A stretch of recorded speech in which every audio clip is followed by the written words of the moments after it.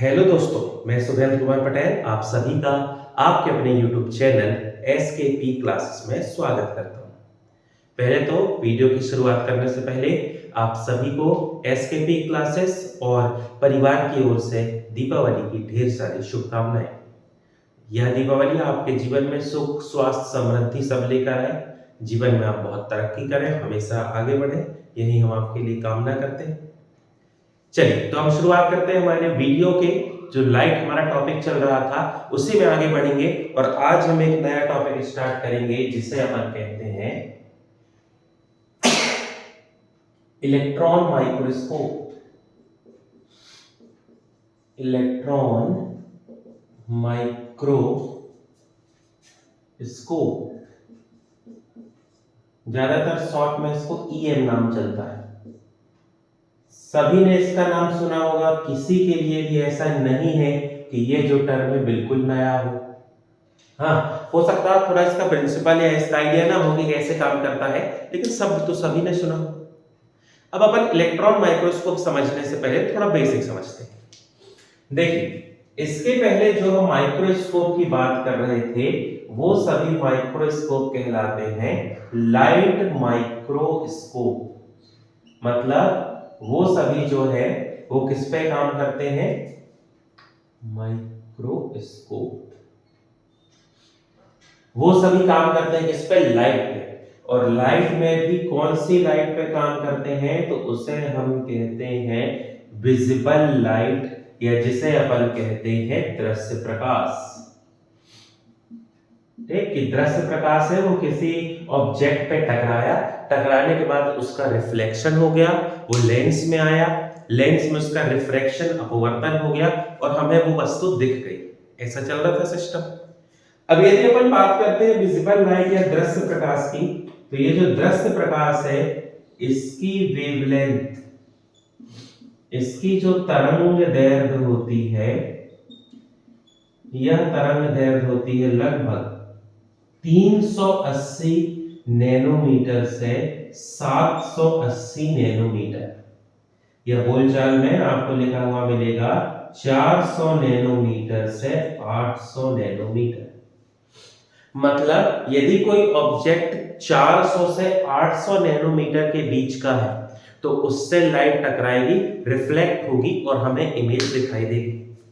अब यदि मान लो ये जो पार्टिकल है, ये पार्टिकल जो था ये इसका साइज मान लो आप है 400 नैनोमीटर, तो ऐसे यहां से विजिबल लाइट या दृश्य प्रकाश आया, दृश्य प्रकाश इससे टकराया, रिफ्लेक्शन हो गया और हमें ये लेंस में दिख गया, हमने देख लिया। लेकिन मान लो ये जो पार्टिकल है इसका साइज बहुत छोटा है, मान लो इसका साइज 10 नैनोमीटर है। अब क्या होगा? ये जो विजिबल लाइट या दृश्य प्रकाश है, ये विजिबल लाइट जो 400 से 800 नैनोमीटर का है, ये आएगा लेकिन इससे बिना टकराए सीधे निकल जाएगा, क्योंकि वो इतना छोटा है 10 नैनोमीटर का कि उसको दृश्य प्रकाश टकरा ही नहीं पाएगा उससे, क्योंकि वेवलेंथ जो है इसकी कितनी है? 400 से 800। ज्यादा से ज्यादा क्या कर सकता है कि 200 नैनोमीटर तक का यदि कोई ऑब्जेक्ट है तो 200 नैनोमीटर तक के ऑब्जेक्ट से विजिबल लाइट टकरा के रिफ्लेक्ट हो सकती है, एक संभावना है ना। लेकिन अब ये तो 10 नैनोमीटर है, इसको तो जानते नहीं है, विजिबल लाइट के लिए तो ये पता नहीं क्या है, विजिबल लाइट तो इसको क्रॉस कर गई। अब जब क्रॉस कर जाएगी तो इससे लाइट रिफ्लेक्ट ही नहीं होगी, तो ये माइक्रोस्कोप में दिखेगा नहीं। तो अब जो चीज 200 नैनोमीटर से छोटी है उसे हम लाइट माइक्रोस्कोप से नहीं देख पा रहे हैं, क्योंकि विजिबल लाइट उतना रिफ्लेक्ट नहीं हो पा रही, वहां से सीधे सीधे निकल गई, वो सीधे, उसको पता ही नहीं कि रास्ता में कुछ रखा, वो सीधे निकल गई। जैसे अपन बात करें, मान लो आप बात करते हैं सेल की, तो सेल या कोशिका की यदि अपन बात करें तो सेल का आकार अलग अलग होता है। मान लो 5 माइक्रोमीटर है, 5 माइक्रोन है, 10 माइक्रोमीटर है, 10 माइक्रोन, इनको भी तो अपन को देखना है। अब मान लो यदि अपन बात करते हैं राइबोसोम की, तो राइबोसोम तो सभी ने सुना होगा कि यह सबसे छोटा कोशिकांग है, स्मॉलेस्ट सेल ऑर्गेनेल है। अपनी सेल वाली वीडियो में आप जाके देख सकते हैं, सबसे छोटा ये क्या है? कोशिकांग है, स्मॉलेस्ट सेल ऑर्गेनेल है। इसकी जो साइज है ये लगभग, वैसे तो वेरी करती है, पर अप्रोक्स मान लो 10 नैनोमीटर से 35 नैनोमीटर होती है। यदि 70S टाइप का है तो 10 से 15 नैनोमीटर होगा, और 80S टाइप का है तो वो समझ लो 30 से 35 नैनोमीटर होगा। अब यदि कोई इतना छोटा पार्टिकल है तो उसको लाइट तो नहीं दिखा पाएगी, क्योंकि लाइट जो है इसकी वेवलेंथ है 380 से 780 नैनोमीटर। अब जो पार्टिकल बहुत छोटे हैं इनको देखने के लिए तो गड़बड़ हो गया, इनकी स्टडी ही नहीं कर पाएंगे, इनको पढ़ ही नहीं पाएंगे, समझ ही नहीं पाएंगे। तो इसी समस्या का समाधान करने के लिए फिर आया इलेक्ट्रॉन माइक्रोस्कोप। ठीक, अब इलेक्ट्रॉन माइक्रोस्कोप के कॉन्सेप्ट को अपन समझने की कोशिश करते हैं।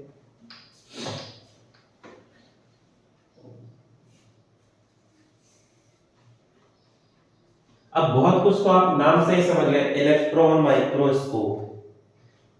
सबसे पहले यदि अपन इसकी खोज देखते हैं, आई हुई है एग्जाम में आती है, आप याद रखना 1931 में अर्नस्ट रस्का और उनके साथी थे मैक्स नॉल।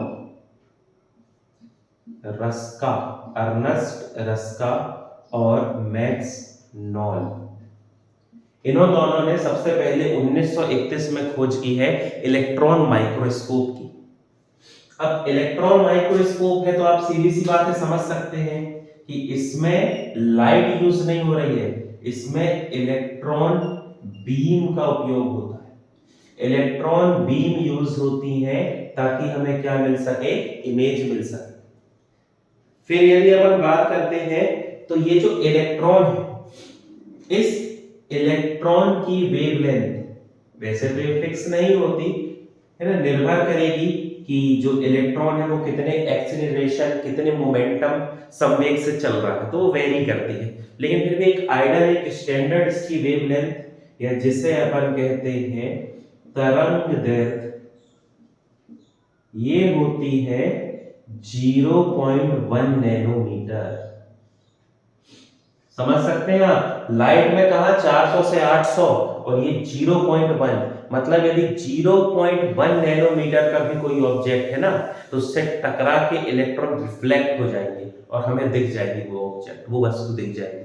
इसकी वेवलेंथ कितनी होती है, सिर्फ कितनी कम होती है, 0.1 नैनोमीटर। जैसे एग्जांपल के लिए अपन बात करें तो हम डीएनए की बात करते हैं। डीएनए या सेल के अंदर जो मॉलिक्यूल्स हैं, इन सब की स्टडी पॉसिबल हो पाई क्योंकि डिस्कवरी हो गई थी किसकी, इलेक्ट्रॉन माइक्रोस्कोप की।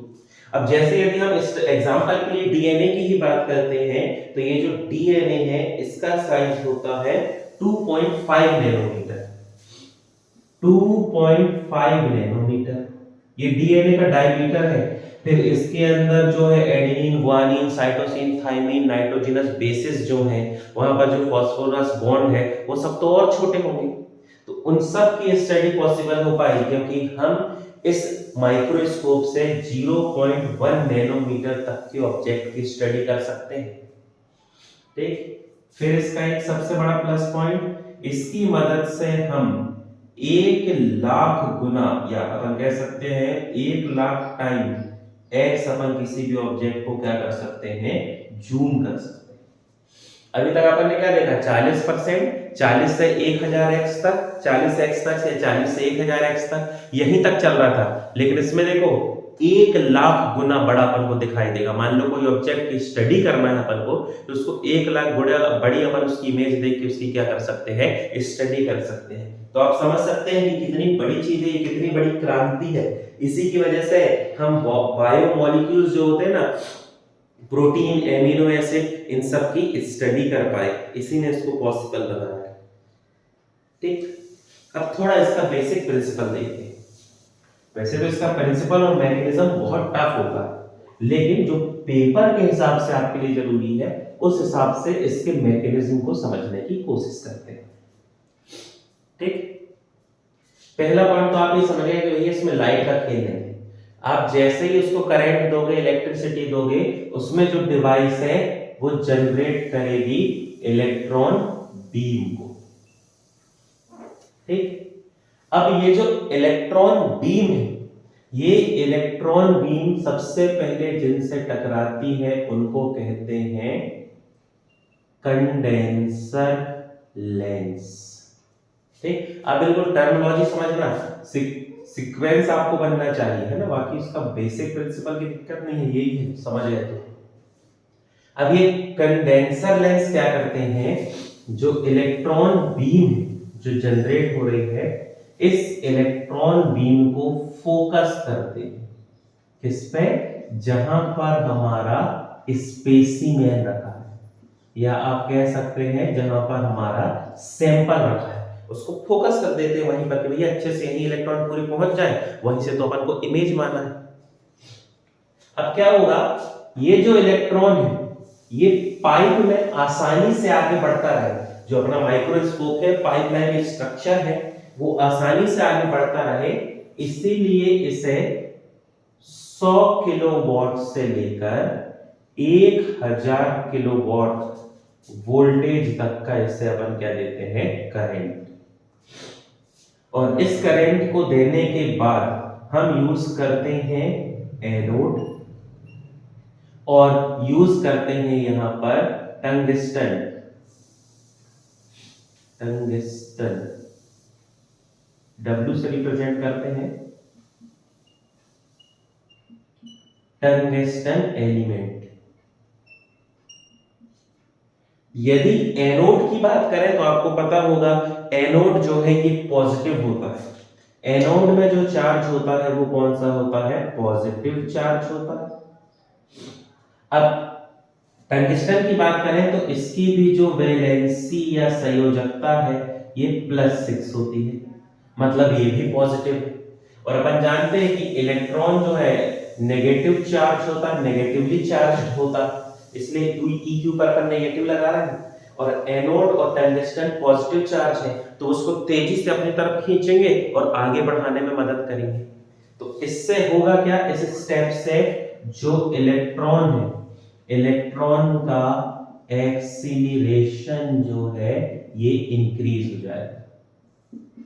जरूरी है ना वो ज्यादा एक्सीलरेशन से जाए तब तो आगे तक पहुंच पाएगा, तो उसके एक्सीलरेशन को इंक्रीज करने के लिए 100 से 1000 किलोवोल्ट वोल्टेज करंट दिया जाता है, जो किसका, एनोड और टंगस्टन एलिमेंट की मदद से तेज हो जाता है और आगे तक पहुंचता है। अब ये जो है ये पहुंच जाएगा कहां पर, तो ये पहुंच जाएगा जहां पर रखा हुआ है हमारा स्पेसिमेन, या जिसे आप कहेंगे क्या रखा हुआ है, हमारा सैंपल। अब इलेक्ट्रॉन माइक्रोस्कोप में क्या एक पॉइंट होता है कि जो सैंपल है उस सैंपल को बहुत थिन लेयर में काटना है। सैंपल जो है ये होना चाहिए थिन लेयर, मतलब इतनी थिन लेयर कि जो अपन और माइक्रोस्कोप में रख रहे थे उससे 200 गुना पतला होना चाहिए। 200 गुना पतला मतलब ये जो थिन लेयर है ये 20 से 100 नैनोमीटर पतली होना चाहिए। जितनी थिन होगी उतना अच्छा इलेक्ट्रॉन को या तो वो आर पार कर देगी पेनिट्रेट करके, या उतना अच्छा इलेक्ट्रॉन को रिफ्लेक्ट करेगी। तो स्पेसिमेन में हमने थिन लेयर लिया है सैंपल की 220 से लेके 100 नैनोमीटर की।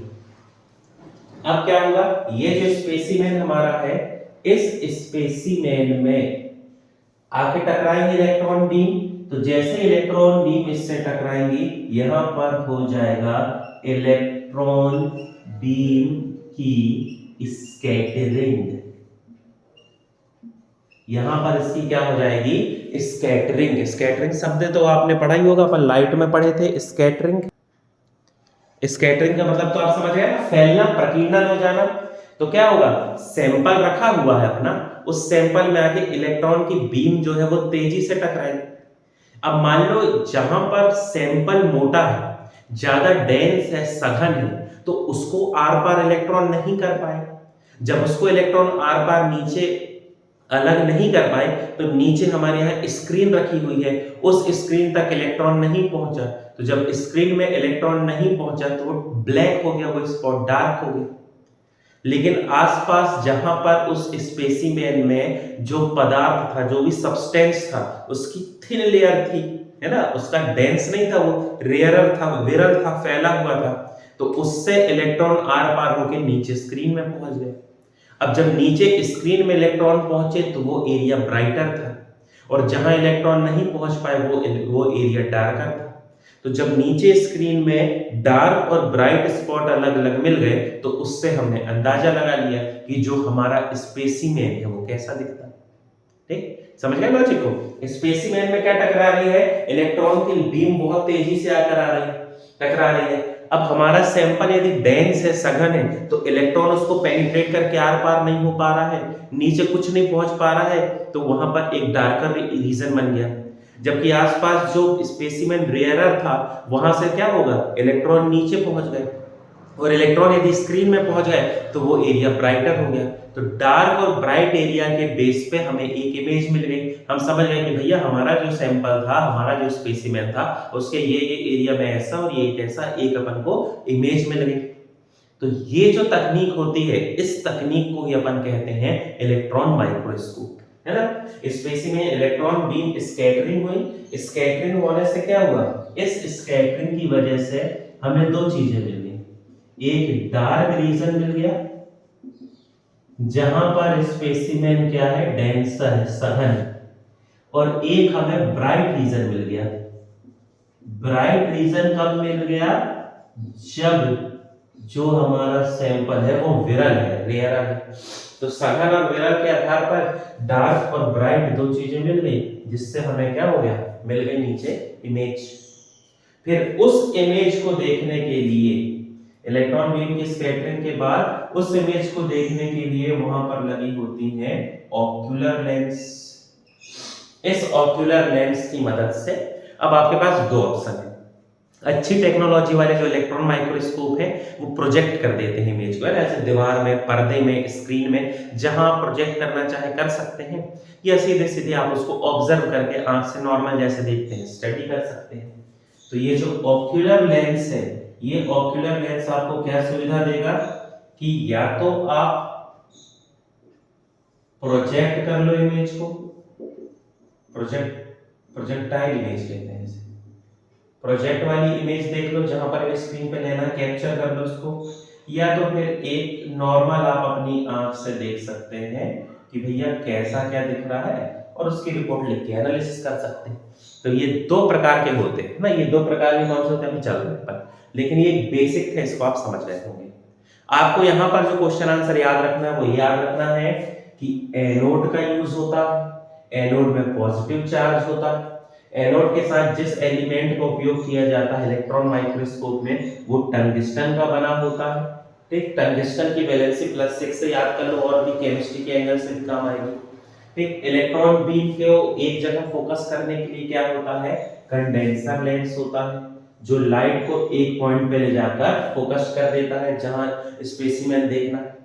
ठीक, तो ये सिंपल तो नहीं कहेंगे, बस मैंने एक नॉर्मल आपको समझाने की कोशिश की है कि आपके दिमाग में इमेज बैठ जाए कि ये कैसे काम करता है, और पेपर में यदि आए तो आप उसको ऑब्जेक्टिव टिक कर लें। ऐसा मैकेनिज्म इसका बहुत टफ होता है ना, मैकेनिज्म तो है यही, 100% यही है, लेकिन इसकी प्रोसेस बड़ी टफ होती है। ठीक, चलिए, तो उम्मीद करता हूं आप इसके मैकेनिज्म को समझ गए होंगे। चलिए अब आगे बढ़ते हैं। अभी तक अपन तो इलेक्ट्रॉन माइक्रोस्कोप की तारीफ ही करते आ रहे हैं कि इलेक्ट्रॉन माइक्रोस्कोप ऐसा है, इलेक्ट्रॉन माइक्रोस्कोप ये कर सकता है, इलेक्ट्रॉन माइक्रोस्कोप ये कर सकता है। ठीक, सही, लेकिन अब यदि अपन बात करते हैं इसके डिसएडवांटेज, ठीक, इसकी कमियां क्या है,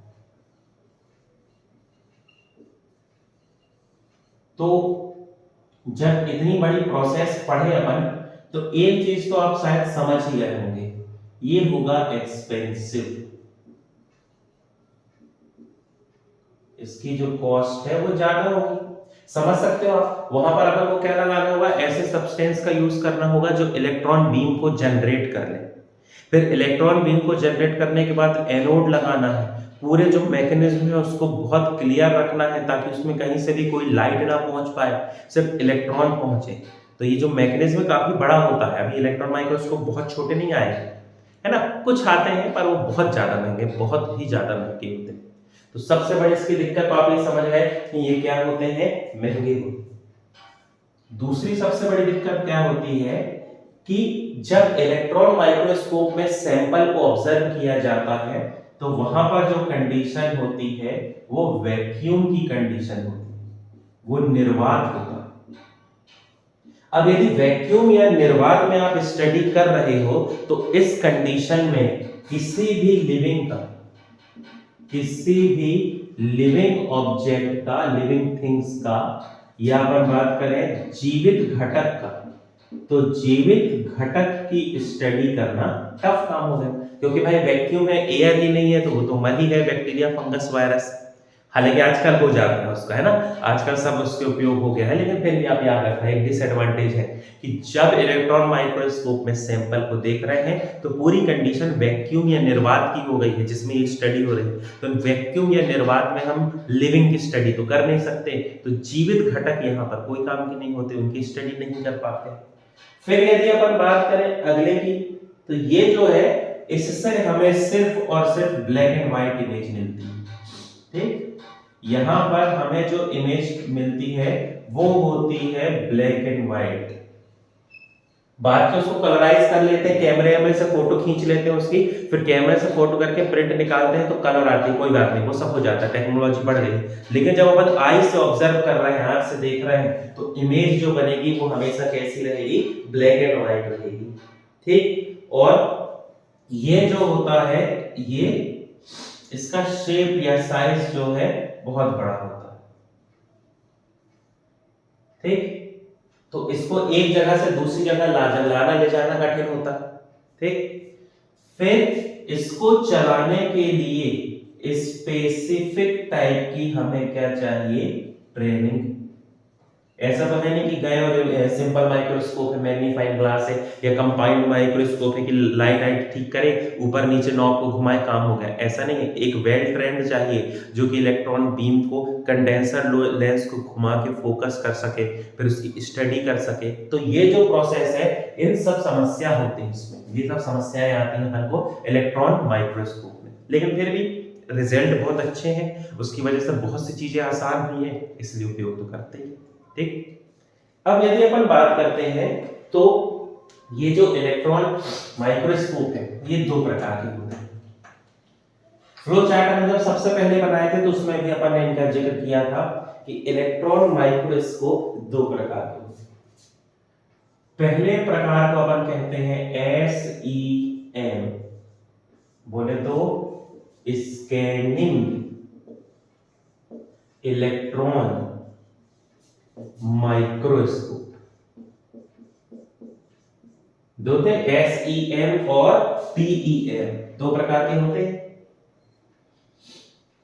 अब यदि अपन SEM की बात करें तो SEM के साथ सबसे बड़ा प्लस पॉइंट क्या है, स्कैनिंग। आप यहीं से ही नाम समझ रहे होंगे। स्कैनिंग जो होता है, इससे क्या करता है, ये कोई भी सब्सटेंस है, कोई ऑब्जेक्ट है, उसके सरफेस से टकराएगा, उसके सरफेस से टकरा के इलेक्ट्रॉन रिफ्लेक्ट होंगे, और रिफ्लेक्ट होने की वजह से हमें इसमें क्लियर मिलती है 3D इमेज। स्टीरियोटाइप भी 3D इमेज दे रहा था, लेकिन वो 3D इमेज बन रही थी लाइट के रिफ्लेक्शन से, तो वो अच्छी तो थी पर इतनी क्लियर नहीं थी। ये तो इतनी क्लियर इमेज बना देता है, दिख जाते हैं एटम गोल है कि उसमें क्या स्ट्रक्चर है, क्या कहानी है। तो ये सरफेस से टकरा के इलेक्ट्रॉन रिफ्लेक्ट करता है, इसलिए यहां पर जो बनने वाली इमेज है वो होती है 3D। ठीक, इसकी मदद से हम atom, molecules, polymers, biomolecules, biomolecules का मतलब bacteria, carbohydrate, protein, fat, vitamin, mineral से सब कह रहा है बायोमॉलिक्यूल्स। इन सभी के स्ट्रक्चर की हम यहाँ पर, इन सभी की संरचना का कर सकते हैं अध्ययन, इनकी यहाँ पर हो सकती है स्टडी। ठीक, फिर यदि अपन बात करते हैं तो फोरेंसिक में भी बहुत यूज है। ठीक, जैसे मान लो डीप स्टडी करना है, डीप एनालिसिस करना है, किसका, हैंड राइटिंग। कोई क्राइम हुआ है कहीं पर या कोई इन्वेस्टिगेशन करना है, हैंड राइटिंग देखना है अपन, या मान लो अपन को फेक करेंसी जो होती है, फेक नोट करेंसी, ठीक, या फेक जो डॉक्यूमेंट्स होते हैं, कभी कभी जाली दस्तावेज बन जाते हैं ना, फेक डॉक्यूमेंट्स, उनकी स्टडी करना है, उसमें जो क्यूआर दिया है, उसमें जो कोड दिया है, जो स्कैन दिया है, वो सब सही है कि नहीं, उसकी स्टडी करने के लिए यूज करते हैं।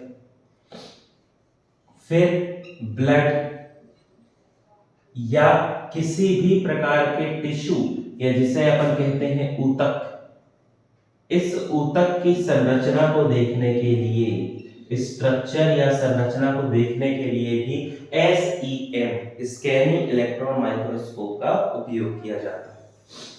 बहुत ही महत्वपूर्ण पॉइंट आप समझेंगे।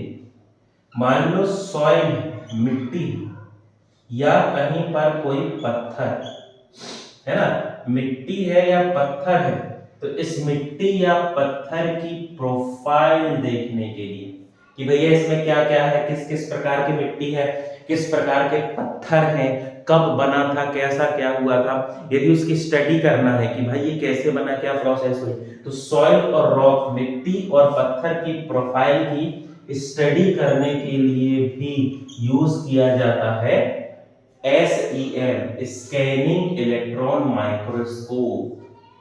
ठीक, तो बेसिक सबसे बड़ा पॉइंट तो आपको याद रखना है, ऐसा इलेक्ट्रॉन माइक्रोस्कोप जो 3D इमेज देता है, यही होता है।